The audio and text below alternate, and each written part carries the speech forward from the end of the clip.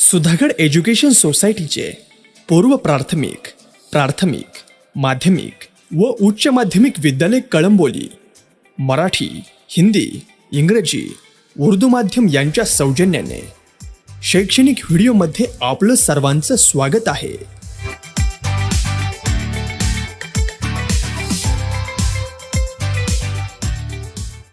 Good morning बच्चों, हमने last के 2 पीरियड में इतिहास का पहला पाठ शुरू किया था। पाठ का नाम है इतिहास लेखन पश्चिमी परंपरा।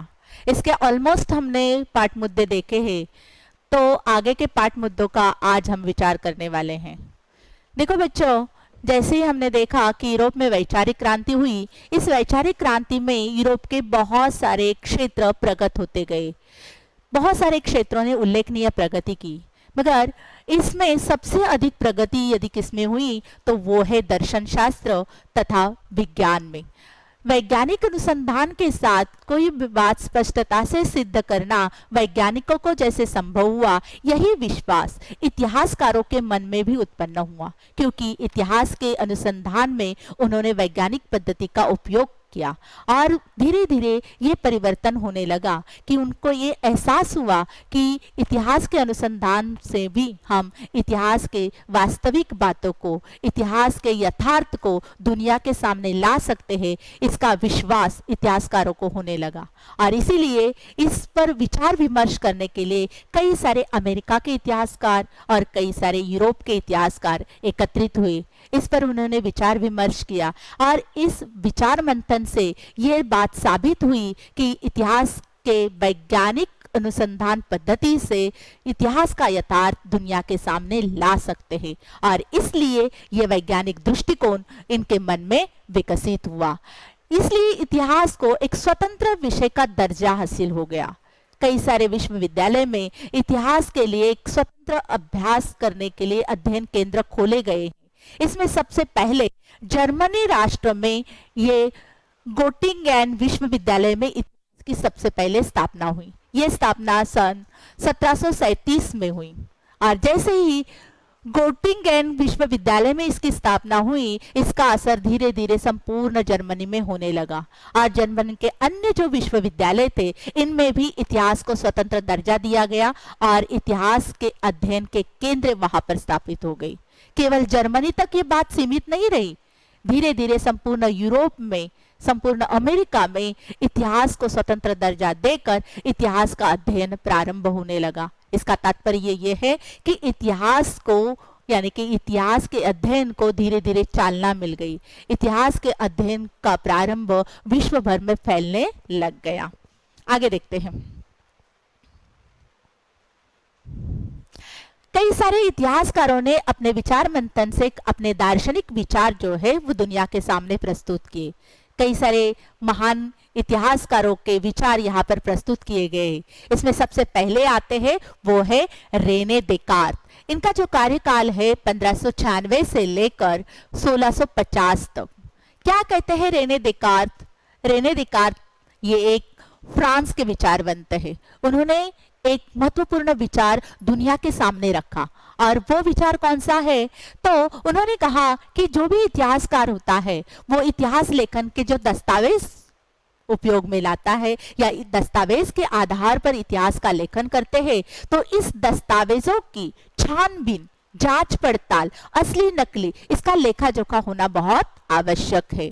यानी कि उनके खास करके कागजात, उस जमाने के जो कागजात होते हैं, उस जमाने के कागजात है या नहीं है, उस जमाने की जानकारी, उस काल की जानकारी उन कागजातों के ऊपर है या नहीं है, ये प्रमाणों के साथ सिद्ध करना बहुत आवश्यक है। यानी कि कागजातों की विश्वसनीयता हर इतिहासकार को परखना बहुत बहुत आवश्यक है, तो ही उन्होंने इतिहास के इस अध्ययन का प्रारंभ करना चाहिए, अन्यथा नहीं करना चाहिए। यह बात बड़े विश्वास के साथ, बड़े दावे के साथ रेने देकार्त ने दुनिया के सामने लाई थी।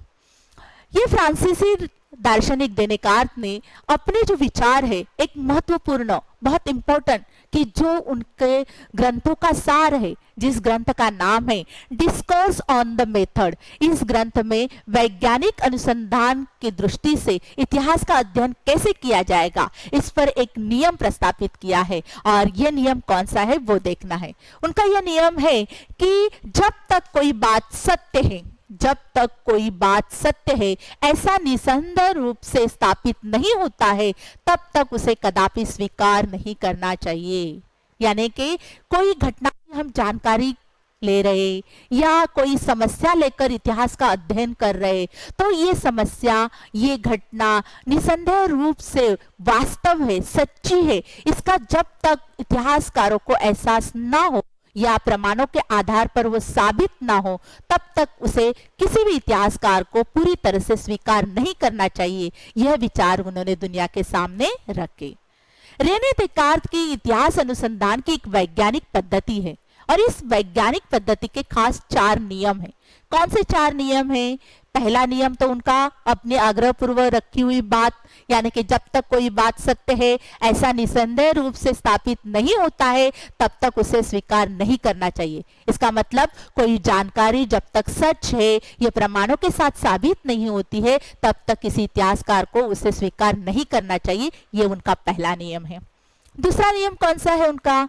दूसरा नियम यह है कि किसी भी जानकारी का विश्लेषण उतना ही करना चाहिए जितना उस समस्या के लिए आवश्यक है या उस जानकारी के लिए आवश्यक है, उतना ही उसका विश्लेषण होना चाहिए।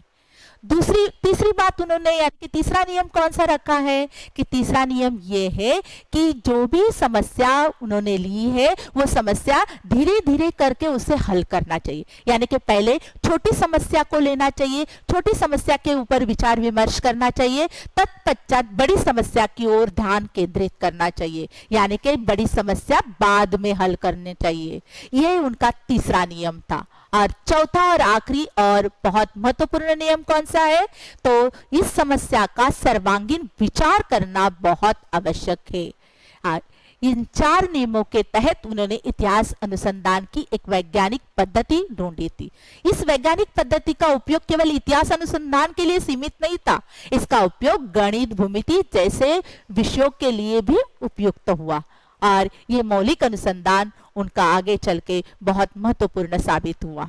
तो रेने देकार्त ने अपने दार्शनिक विचारों से दुनिया के सामने ये विचार प्रस्तुत किए। अगला विचारवंत देखते हैं, वो है वोल्टेयर। इनका कार्यकाल जो है वो 1694 से लेकर 1798 तक है। वोल्टेयर, जिनका नाम बच्चों है कि फ्रांसवा मरी अरुये, इनका जन्म फ्रांस में हुआ। हालांकि देखा जाए तो ये पेशे से पत्रकार थे, न्यूज रिपोर्टर थे। उन्होंने देखा कि तत्कालीन समाज में, यानी कि उनके जमाने में फ्रांस में बहुत सामाजिक विषमता थी। इस सामाजिक विषमता को कारण वो केवल और केवल अनियंत्रित राज्य सत्ता को मान रहे थे और अनियंत्रित राज्य सत्ता के साथ साथ जो भ्रष्ट धर्मगुरु थे, जो सामान्य जनता का शोषण करते थे, ये भ्रष्ट धर्मगुरु और अनियंत्रित राज्य सत्ता, ये फ्रांस की अधोगति तथा फ्रांस के सामाजिक आर्थिक विषमता का मूल कारण है। इस कारण वो हमेशा उनके ऊपर अपने न्यूज रिपोर्ट में उपरोधिक लेखन करते थे, व्यंग्यात्मक लेखन करते थे। और इसी को देखते हुए अनियंत्रित राज्य सत्ता के 16वें लुई ने उनको बेस्टिल तुरंग में क्या किया था, तो बंदी बनाकर आगे चलकर उन्हें फ्रांस से हद्दपार भी किया गया था। तो ऐसी स्थिति में भी उन्होंने अपने दार्शनिक विचारों को छोड़ा नहीं था, अपना ऐतिहासिक अनुसंधान उन्होंने जारी रखा था। तो इतिहास लेखन में वो क्या कहते हैं, उनके विचार क्या है?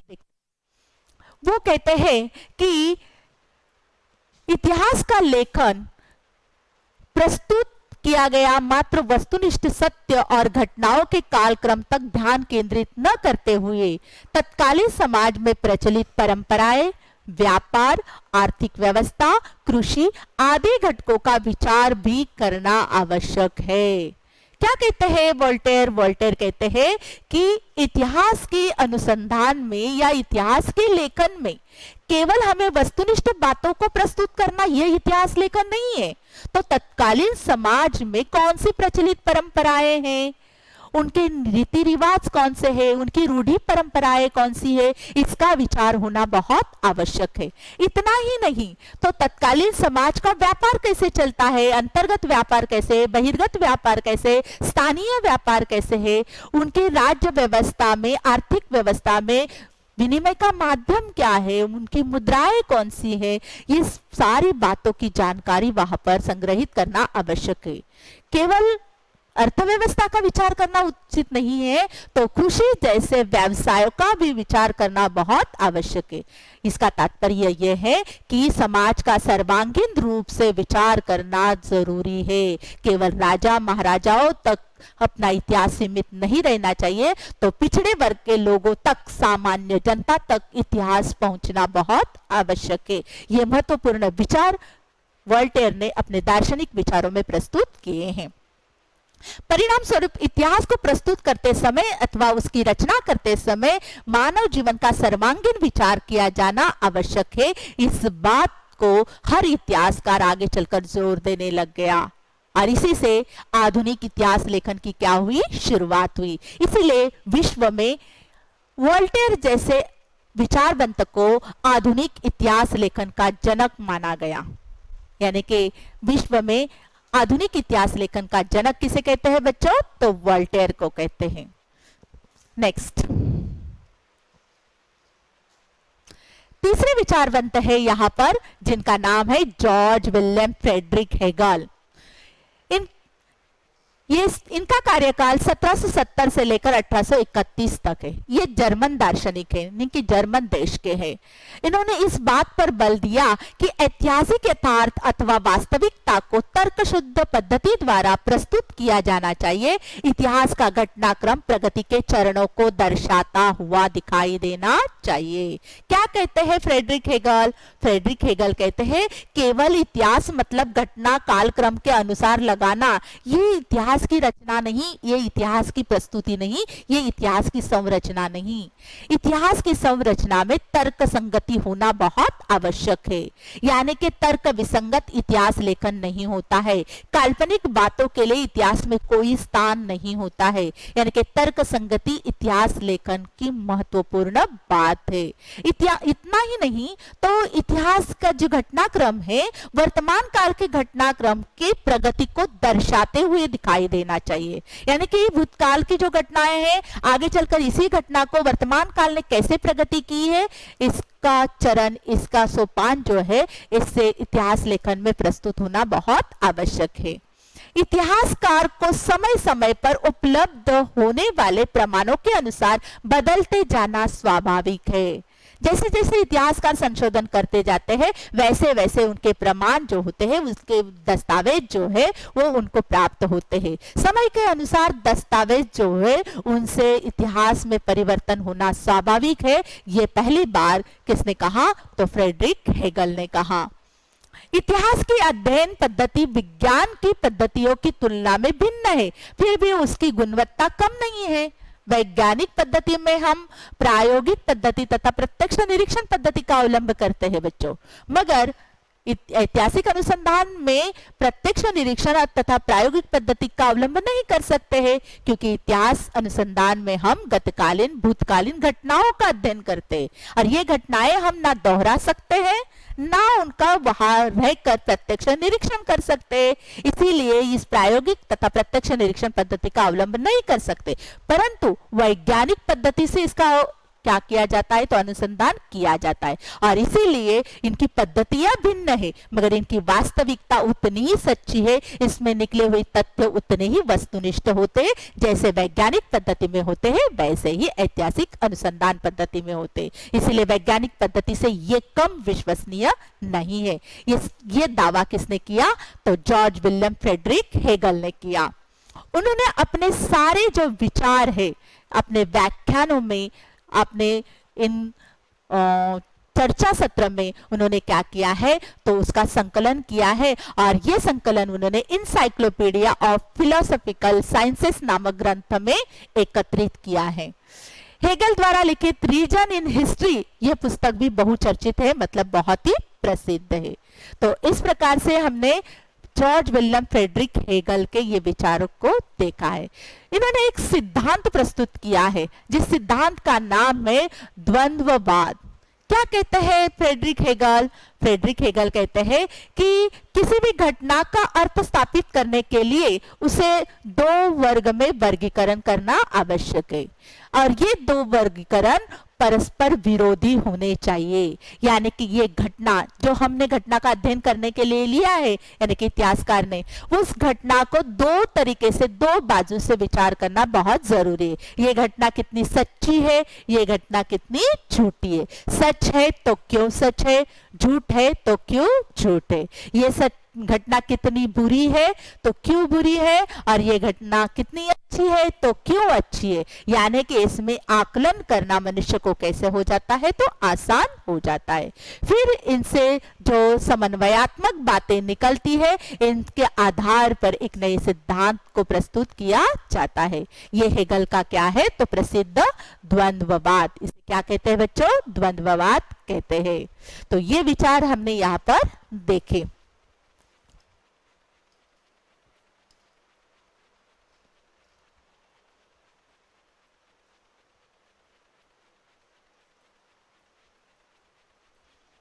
आगे देखते हैं अगले विचारवंत, वो है लियोपोल्ड वॉन रांके। 1795 से 1886 तक इनका कार्यकाल।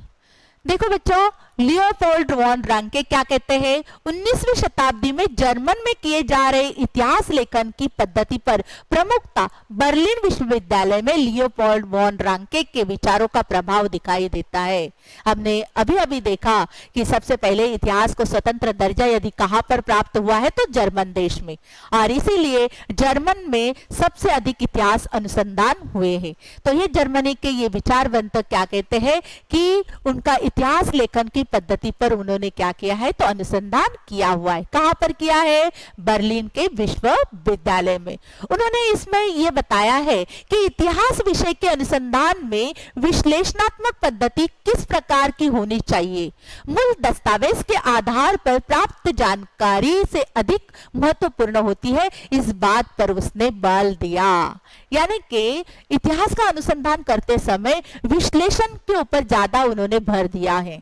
जब जितना आप विश्लेषण करते जाएंगे उतनी वास्तव जानकारी आपके सामने प्रस्तुत हो सकती है। यानी कि विश्लेषणात्मक पद्धति इतिहास अनुसंधान में बहुत महत्वपूर्ण है। इसके अलावा ये विश्लेषण किस पर आधारित होना चाहिए बच्चों? ये विश्लेषण जो इतिहास लेखन की जो हमने घटना ली है, समस्या ली है, इसके लिए जो हम दस्तावेज प्रमाण के स्वरूप में या इतिहास का साधन जो प्रमाण के स्वरूप में ले रहे हैं, इसकी जांच पड़ताल करनी बहुत आवश्यक है। इस मूल दस्तावेज के ऊपर विश्लेषण होना बहुत जरूरी है। ये बात को लियोपोल्ड रांके ने क्या किया है तो प्रस्तुत किया हुआ है। यह विश्वास उन्होंने व्यक्त किया है कि ऐतिहासिक घटनाओं से संबंधित सभी प्रकार के कागजातों एवं दस्तावेजों की कसकर खोज करना अत्यंत महत्वपूर्ण होता है। इस पद्धति द्वारा ऐतिहासिक सत्य तक पहुंचना संभव होता है। अभी हमने कहा कि मूल जो दस्तावेज होते हैं उसी के ऊपर विश्लेषण करना चाहिए, और यही विश्लेषण आगे चलकर हमें अंतिम सत्य तक पहुंचाता है। इसका तात्पर्य यह है कि जो भी कागज पत्र लिए हैं या जो भी प्रमाण लिया है, इस प्रमाण को, इस कागज पत्र को जांच पड़ताल करनी बहुत आवश्यक है, और इस जांच पड़ताल के पश्चात यह सच साबित होता है कि ये प्रमाण असली है, ये मौलिक है, तो ही उसके ऊपर हमें क्या करना चाहिए? अनुसंधान करना चाहिए। यह बात किसने कही है तो लियोपोल्ड वॉन रांके ने कही है। उन्होंने यह भी उनको विश्वास जताया है कि इतिहास के लेखन में काल्पनिकता के उपयोग के लिए किए जाने वाली जो उपयुक्तता है, यानी कि काल्पनिक बातों को जो इतिहासकार स्वीकार करते हैं उनकी कड़ी निंदा की है उन्होंने, उसकी कड़ी आलोचना की है कि इतिहास में काल्पनिक बातों का कोई स्थान नहीं, कोई वैल्यू नहीं, कोई वजूद नहीं है। इसलिए काल्पनिक बातों को सामने लेकर या उस काल्पनिक बातों को सामने रखकर इतिहास का अध्ययन करते हैं, इतिहास का लेखन करते हैं, वो इतिहासकार कहलाने लायक होते ही नहीं है। उनकी उन्होंने कड़ी शब्दों में निंदा की है, उसकी आलोचना की है। उसने विश्व के इतिहास की प्रस्तुति अथवा संरचना पर बल दिया है। इतिहासकारों को इतिहास का लेखन केवल अपने स्थान तक सीमित नहीं रखना चाहिए, अपने देश तक सीमित नहीं रखना चाहिए, तो संपूर्ण विश्व का उन्हें अध्ययन करना बहुत आवश्यक है, क्योंकि संपूर्ण विश्व एक दूसरे के साथ कैसा है तो जुड़ा हुआ है। इसलिए विश्व के इतिहास पर उन्होंने क्या किया है तो बल दिया हुआ है। उन्होंने अपने विविध लेखों का संकलन the theory and practice of history and the secret of world history in ग्रंथों में क्या किया है तो उसका संकलन किया हुआ है। तो ये है बच्चों लियोपोल्ड वॉन द रांके, इन्होंने अपने विचारों को इस तरीके से क्या किया है तो प्रस्तुत किया है। अगले विचार बनता है कार्ल मार्क्स। 19वीं शताब्दी के उत्तरार्ध में जर्मन में कार्ल मार्क्स द्वारा स्थापित सिद्धांतों के परिणाम स्वरूप इतिहास की ओर देखने का दृष्टिकोण में महत्वपूर्ण परिवर्तन आने लगा। कार्ल मार्क्स ने अपने वैचारिक प्रणाली को क्या किया है तो दुनिया के सामने प्रस्तुत किया है। बच्चों आप सभी जानते हैं कि अब तक हमने क्या देखा कि भूतकालीन घटनाओं का अध्ययन करके उनमें वास्तविकता को दुनिया के सामने लाना या उसकी प्रस्तुति करना, उसकी संरचना करना, यानी कि इतिहास लेखन। कार्ल मार्क्स ने इससे हटकर थोड़ा विचार किया। क्या हटकर विचार किया? कार्ल मार्क्स क्या कहते हैं? कार्ल मार्क्स कहते हैं कि इतिहास जो है वो केवल अमूर्त घटनाओं का नहीं है, अमूर्त कल्पनाओं का नहीं है। इतिहास मनुष्य का है, जीवित मनुष्य से उसका संबंध है। इतिहास मनुष्य से रिलेटेड है, संबंधित है। तो मनुष्य की जितनी भी समस्याएं हैं, इन समस्याओं का इतिहास में विचार विमर्श होना बहुत आवश्यक है। समस्याओं के ऊपर प्रकाश डालना बहुत आवश्यक है। तो समस्या क्यों उत्पन्न होती है बच्चों समाज में? समाज में समस्या उत्पन्न क्यों होती है? इसका कारण उन्होंने बताया है कि दुनिया में, समाज में जो उत्पादन के साधन होते हैं, आजीविका के साधन जो होते हैं, जिस पर इंसान, जिस पर मानव मनुष्य समाज का क्या करता है तो अपना उदर निर्वाह करता है, मगर ये उत्पादन साधनों का जो स्वामित्व होता है, उत्पादन साधनों का जो स्वरूप होता है, ये स्वरूप और स्वामित्व विषमता पर आधारित होता है। कुछ लोगों के पास इन उत्पादनों के साधन का स्वामित्व होता है तो कुछ लोगों इसका स्वामित्व नहीं होता है, और इसलिए मनुष्य में, समाज में वर्ग संघर्ष निर्माण होता है, और इसी को कार्ल मार्क्स ने वर्गवाद का नाम दिया है।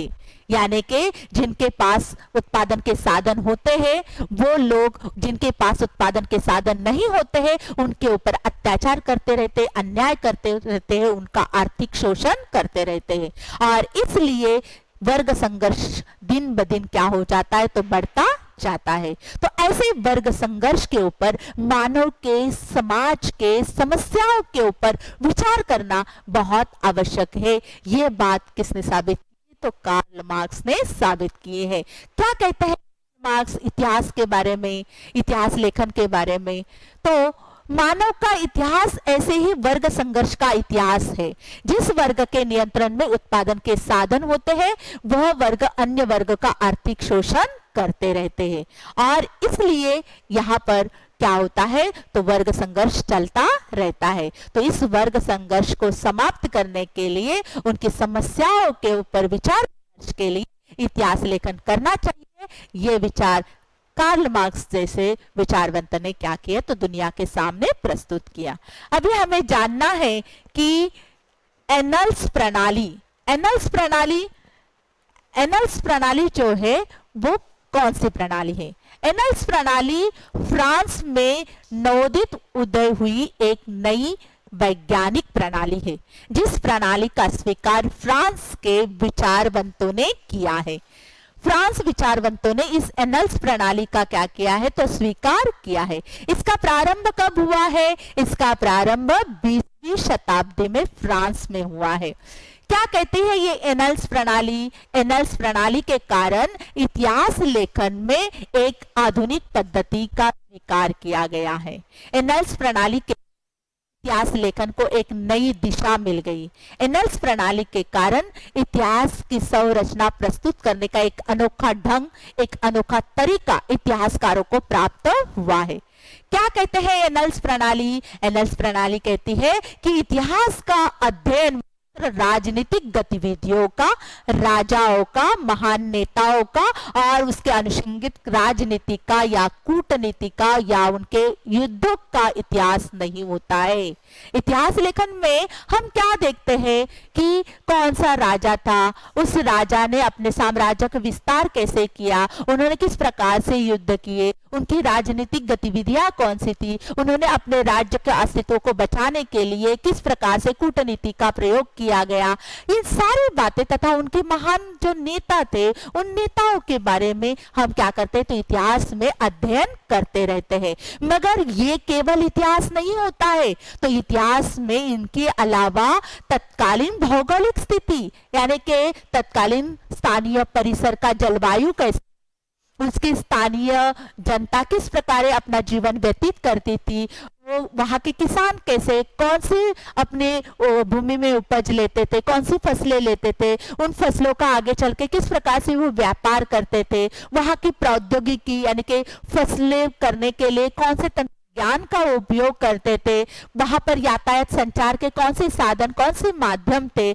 संपर्क साधन कौन से थे, सामाजिक विभाजन उनका हुआ है तो उसका समाज के ऊपर क्या या उनके समूह की जनता की मानसिकता क्या थी, इन सभी का विचार इस इतिहास के अध्ययन में होना अनिवार्य है। ये बात एनल्स प्रणाली ने दुनिया के सामने लाई थी। एनल्स प्रणाली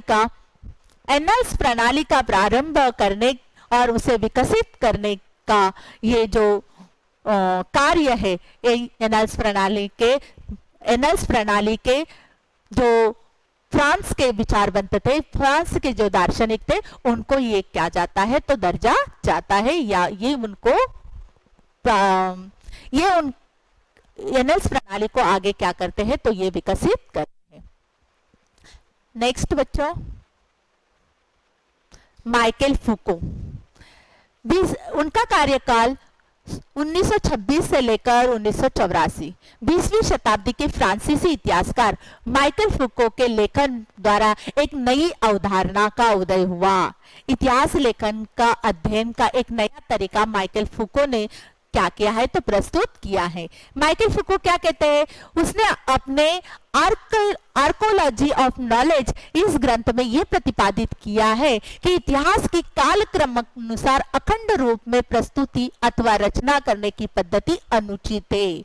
इतिहासकार क्या कहते हैं बच्चों, हमने इतिहास लेखन के गुण विशेष देखे पहले कि गतकालीन घटनाओं का संकलन करना, उसके पश्चात उनको घटना कालक्रम के अनुसार लगाना, इसके पश्चात उसका आकलन करना, उसके पश्चात उसकी जांच पड़ताल करना, उसके पश्चात उसको देहात्मक बातें होती है उसको हटाना और जो प्रस्तुत वास्तव सच या वस्तुनिष्ठता को दुनिया के सामने प्रस्तुत करना। इस प्रस्तुति को, इस संरचना को इतिहास लेखन कहते हैं। ये इतिहास लेखन के क्या है तो विशेषता है, यानी कि इतिहास लेखन की ये क्या है तो प्रक्रिया है। तो इस तहत क्या होता है तो इतिहास लेखन किया जाता है। मगर माइकल फूको ने क्या कहा है कि कालक्रम के अनुसार इतिहास लेखन की जो पद्धति है वो अनुचित है, गलत है। क्यों गलत है? इतिहासकारों को क्या करना चाहिए तो पुरातत्व में अंतिम सत्य तक पहुंचाना उसका उद्देश्य नहीं होता है, तो अपितु भूतकाल में हुए परिवर्तनों का स्पष्टीकरण करने का प्रयास होना चाहिए। इस तथ्य की ओर उसने अपना ध्यान क्या किया है तो खींचा है। यानी कि इतिहासकार केवल अंतिम तक पहुंचते हैं घटना कालक्रम के अनुसार लगाकर, मगर ये इतना नहीं करना चाहिए, इतना ही नहीं करना चाहिए। इसके साथ साथ जो गतकालीन घटनाएं हैं वर्तमानकालीन घटनाओं के साथ उनकी तुलना करनी चाहिए, उन परिवर्तनों के कारण उनको ढूंढना चाहिए, इन कारणों को क्या करना चाहिए तो दुनिया के सामने प्रस्तुत करना चाहिए। और इस पद्धति को उनके क्या कहते हैं तो ज्ञान का पुरातत्व कहा जाता है। ज्ञान का पुरातत्व इसे कहा जाता है। इतिहासकारों ने इससे पूर्व मतकार, चिकित्सा विज्ञान, कारा जैसे विषयों के ऊपर विचार नहीं किया था, परंतु माइकल फूको ने इन विषयों पर इतिहास की दृष्टि से विचार किया। यानी कि ये आधुनिक विषय है जिसका मानव समाज के ऊपर असर होता है।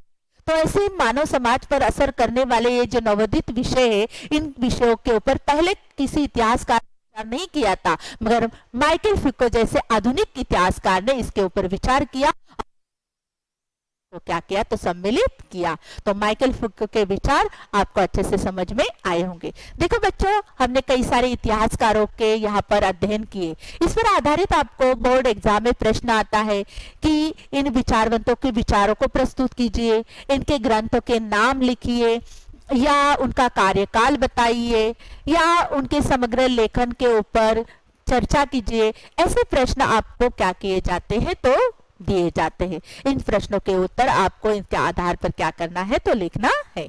आगे बढ़ते हैं। स्त्रीवादी इतिहास लेखन। बच्चों, आप सभी जानते हैं कि यह हमारा समाज जो है, समाज में दो प्रकार की जातियां। आप बोलेंगे क्या टीचर जी, जातियां तो बहुत सारी है। मगर नहीं बच्चों, वास्तव में जातियां दो ही है, एक पुरुष जाति और दूसरी है स्त्री जाति। यानी कि इससे ये तात्पर्य है कि जितना पुरुषों का इस समाज में महत्व है, उतना ही स्त्रियों का महत्व है। मगर पुरुष प्रधान समाज में स्त्रियों के इस महत्व को बहुत देरी से स्वीकार किया गया। इसके लिए कई सारे संघर्ष करने पड़े और इतिहासकारों ने भी इस संघर्ष का एक क्या किया है, तो हिस्सा लिया है। स्त्रीवादी इतिहास लेखन। स्त्रीवादी इतिहास लेखन मतलब क्या, तो स्त्रियों के दृष्टिकोण से लिखा गया इतिहास, इसे क्या कहते हैं, तो स्त्रीवादी इतिहास लेखन। और इसकी शुरुआत किसने की है? स्त्रीवादी इतिहास लेखन की शुरुआत फ्रांस की एक महान विदुषी, यानी कि बहुत ही होशियार, बहुत ही बुद्धिमान, जिनका नाम है सीमा द बोआ। सीमा द बोआ ने यहाँ पर स्त्रीवादी लेखन की सबसे पहले शुरुआत की। सीमा द बोआ ये क्या है, तो एक महान उपन्यासकार तथा दर्शन शास्त्र की प्राध्यापिका। दर्शन शास्त्र के ऊपर कई सारे ग्रंथ उन्होंने लिखे हैं, उनके उपन्यास भी कई सारे प्रसिद्ध है। वो अस्तित्ववादी विचारधारा से प्रभावित है। अस्तित्ववादी यानी कि इस दुनिया में हमारा अस्तित्व कैसा है, कैसा होना चाहिए, कैसे इनको आगे बढ़ाना चाहिए, इस विचारधारा से वो प्रभावित थी। और उन्होंने देखा, समाज का जब उन्होंने अध्ययन किया, तब देखा कि पुरुष प्रधान इस संस्कृति में अपने इस अस्तित्व के मूल्य को प्रस्तापित करने के लिए स्त्रियों को बड़ी कठिनाइयां महसूस हो रही है। और इसीलिए उनको अपने इस अस्तित्व को साबित करने के लिए, अपने मूल्यों को निर्माण करने के लिए, इन कठिनाइयों को दूर करने के लिए स्त्री को एक स्वतंत्र होना बहुत आवश्यक है। और इसीलिए उन्होंने अपने इतिहास लेखन में, स्त्रीवादी इतिहास लेखन में, स्त्रियों से संबंधित जितनी भी समस्याएं हैं, इन समस्याओं को लेकर इतिहास का क्या किया है, तो लेखन किया है। वो क्या कहती है कि स्त्रियों के जीवन से जुड़ी नौकरी, रोजगार, ट्रेड यूनियन, इनके लिए कार्यरत जितने भी संस्थाएं हैं, स्त्रियों का पारिवारिक जीवन है, इन सभी विभिन्न पहलुओं से विस्तारित जिनके है, इन उन्होंने क्या किया है, तो लेखन किया हुआ है। आगे चलकर कई सारे पुरुष इतिहासकारों ने भी स्त्रीवादी इतिहास लेखन का लेखन किया हुआ है। 1990 के पश्चात यह दिखाई दिया कि स्त्री को एक सामाजिक वर्ग के रूप में दर्जा हासिल हुआ और स्त्रियों के प्रति इतिहास लेखन किया जाने लग गया। सीमा द बोआ के भांति एक महान इतिहासकार, स्त्रीवादी इतिहास लेखक पॉल बक हिल्सब्रो नामक यूरोप के देश की ये स्त्रीवादी लेखिका है, जिन्होंने सीमा द बोआ के भांति उल्लेखनीय कार्य स्त्रीवादी इतिहास लेखन में किया है। बच्चों, यहाँ पर आपका ये पाठ खत्म हुआ। मुझे लगता है बहुत अच्छी तरीके से ये पाठ आपको समझ में आया होगा।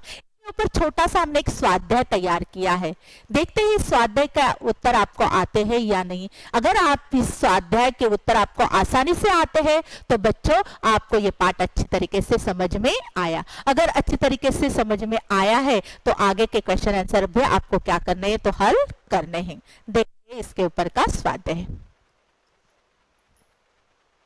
देखो बच्चों, बोर्ड एग्जाम में आपको प्रश्न पहला पूछा जाता है, दिए गए विकल्पों में से उचित विकल्प चुनकर कथन पूर्ण कीजिए। यहाँ पर एग्जाम्पल के लिए मैंने आपको दो क्या दिए हैं, तो प्रश्न दिए हैं।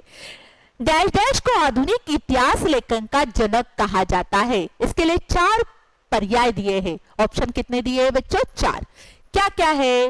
अ वोल्टेयर, ब रेने देकार, क लियोपोल्ड रांके और ड कार्ल मार्क्स। इन 4 ऑप्शन में से एक सही आंसर है। मुझे लगता है मेरे से पहले आप जान चुके हैं, यानी कि इसका आंसर है वॉल्टियर। दूसरा है यहाँ पर आर्कोलॉजी ऑफ नॉलेज ग्रंथ डैश डैश द्वारा लिखा गया है। 4 पैरा दिए यहाँ पर भी, अ कार्ल मार्क्स, ब माइकल फूको, क लूसिया फेबर और ड वॉल्टियर। और यहाँ पर भी आपने आसानी से पहचान लिया है, इसका आंसर क्या है, माइकल फूको। नेक्स्ट देखते हैं कि निम्न संकल्पना चित्र दिया जाता है, उसमें आपको बीच का ये देते हैं यूरोप के महत्वपूर्ण विचारक। आपको यूरोप के जितने भी विचारक है, अब जो लगभग 8-9 विचारकों की जानकारी हमने ली है, तो इनमें से कई 4 विचारकों के नाम आपको इसमें लिखने, केवल यही लिखने हैं ऐसा नहीं है। 9 में से कौन से भी विचारकों के नाम यहाँ पर लिखेंगे तो भी चलता है। तो यहाँ पर दिया है पहला Leopold von Ranke, Rene Descartes, Karl Marx और वॉल्टियर। नेक्स्ट देखते हैं, निम्न में से असत्य जोड़ी में सुधार कीजिए और पुनः उसको लिखिए। बच्चों कई बार इस प्रश्न में थोड़ा परिवर्तन किया जाता है। निम्नलिखित असत्य जोड़ी केवल पहचाननी होती है, सुधार करके लिखना नहीं होता है। 2 तरीके से ये सवाल आपको, या तो पहचान कर सुधार करके लिखो या केवल पहचानो सुधार करके लिखना नहीं होता है। तो यहाँ पर हमने सुधार करके लिखने के लिए बताया है। देखते हैं क्या क्या दिया है। George William Friedrich Hegel, reason in history, Leopold von Ranke, the theory and practice of history, Herodotus, the histories, Karl Marx, discourse on the method. यानी कि महान विचारवंत दिए हैं एक साइड में और दूसरी साइड में उनके प्रसिद्ध ग्रंथ दिए हैं। तो इसमें से जो गलत जोड़ी है, विसंगत जोड़ी जो है, उसको हमें असत्य जोड़ी को क्या करना है, तो पहचानना है। असत्य जोड़ी को हमने पहचाना, कौन सी है, कार्ल मार्क्स, क्योंकि कार्ल मार्क्स का ये ग्रंथ नहीं है। ये ग्रंथ डिस्कोर्स ऑन द मेथड, ये किसका है, रेने देकार्त का है। तो ये जोड़ी कैसे हो गई बच्चों, गलत, विसंगत, असत्य। तो उसे सुधारित करना है, सत्य लिखना है। कार्ल मार्क्स का सही ग्रंथ इसमें हमें दिखाना है या दर्शाना है। सत्य जोड़ी है कार्ल मार्क्स, उनका प्रसिद्ध कैपिटल। आगे देखते हैं, निम्न अवधारणाओं को स्पष्ट कीजिए। द्वंद्ववाद, हेगल का द्वंद्ववाद, कार्ल मार्क्स का वर्गवाद। इन दोनों में कंफ्यूजन नहीं करना है। वर्गवाद का है और द्वंद्ववाद हेगल का है। स्थापित करने के लिए उसका वर्गीकरण 2 विरोधी वर्ग में करना पड़ता है, अन्यथा मानव का आकलन नहीं होता है। जैसे सच झूठ, अच्छा बुरा, इस पद्धति को क्या कहते हैं बच्चों, द्वंद्ववाद कहते हैं। यह अवधारणा यहाँ पर हमने स्पष्ट की। 2 अंक के लिए ये प्रश्न आपको पूछा जाता है, बहुत इंपॉर्टेंट प्रश्न है, हमेशा इसको क्या करना है, तो याद करना है।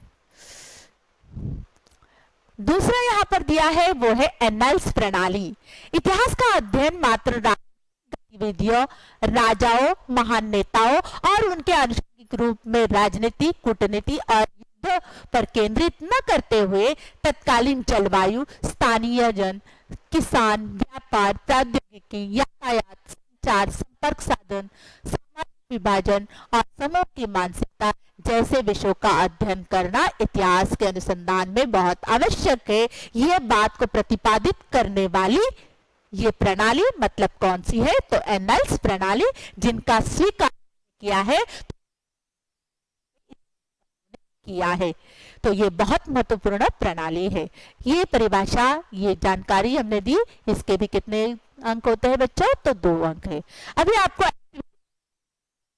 पार्ट के ऊपर एक एक्टिविटी करनी है, यानी कि आपको एक उपक्रम करना है। और क्या, तो जानकारी प्राप्त करनी है। संगणक का इतिहास, आप संगणक का इतिहास अंतर्जाल की सहायता से क्या कर सकते हैं, तो लिख सकते हैं। और ये उपक्रम तैयार करके रखना है। जैसे स्कूल शुरू हो जाता है तो आते ही मुझे क्या करना है, ये दिखाना है। तो यहाँ पर ये पाठ हमारा खत्म हुआ। मिलते हैं अगले पीरियड में। धन्यवाद।